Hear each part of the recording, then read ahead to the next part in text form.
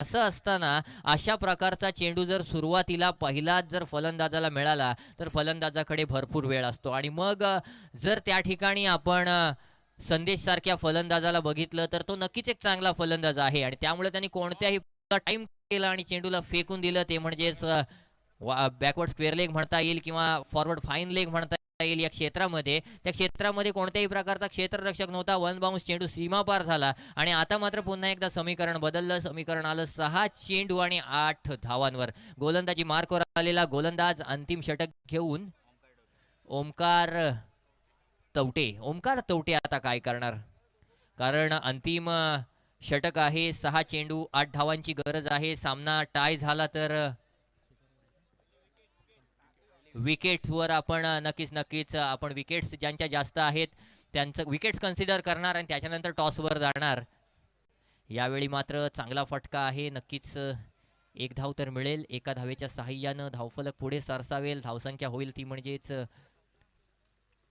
धावसंख्या होईल 66 धावा. 5 चेंडू 7 धावांची गरज. आणि बघा आरटीपीएलच्या माध्यमातून हा चांगला निर्णय आहे, कारण आपण बहुतेक ठिकाणी पाहतो कंपल्सरी चेसिंग असतं. मग एका संघावर अन्याय होतो, कारण आम्ही एक धाव जास्त का काढायची. मग कधी कधी काही ठिकाणी सुपर ओव्हर खेळवली जाते, काही ठिकाणी बॉल आउट केलं जातं. परंतु इथे चांगला निर्णय आहे. अगदी जुना निर्णय होता हा. खूप वर्षापूर्वी वापरला जायचा खूप ठिकाणी, की विकेट्स कन्सिडर केल्या जातील. आणि नक्कीच या ठिकाणी चांगला फटका गॅप शोधून काढलाय, परंतु क्षेत्ररक्षक मात्र त्या ठिकाणी तैनात आहे. त्यानं चेंडूला अडवलंय. एक धाव या चेंडूवर देखील येते. या चेंडूवर आलेल्या एका धावेच्या साहाय्यानं 67 धावा धावफलकावर जिंकण्यासाठी 4 चेंडू आणि 6 धावांची गरज. म्हणजे सामना अजून संपलेला नाही आहे. नक्कीच अप्रतिम गोलंदाजी ओमकार तवटेच्या माध्यमातून. एकीकडे कॅप्टन आहे, दुसरीकडे संदेश आहे. दोघांच्याही माध्यमातून कशा प्रकारची खेळी होणार, कारण बाबूला माहिती आहे एखादा लूज चेंडू या षटकामध्ये येणार आणि त्याच्यावर मग आक्रमण करणं गरजेचं आहे. परंतु चांगल्या चेंडूला सन्मान देखील देणं गरजेचं आहे.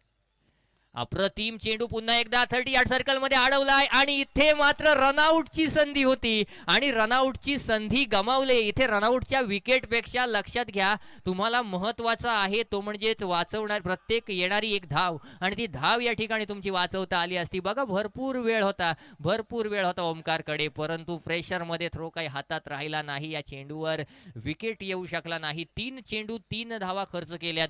3 चेंडू आता जिंकण्यासाठी 5 धावांची गरज आहे. नक्कीच असं असताना ओमकार तवटे आता काय करणार.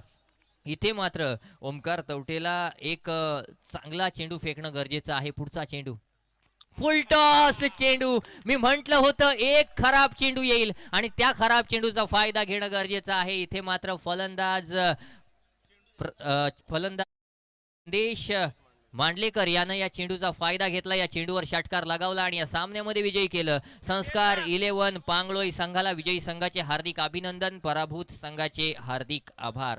थँक्यू.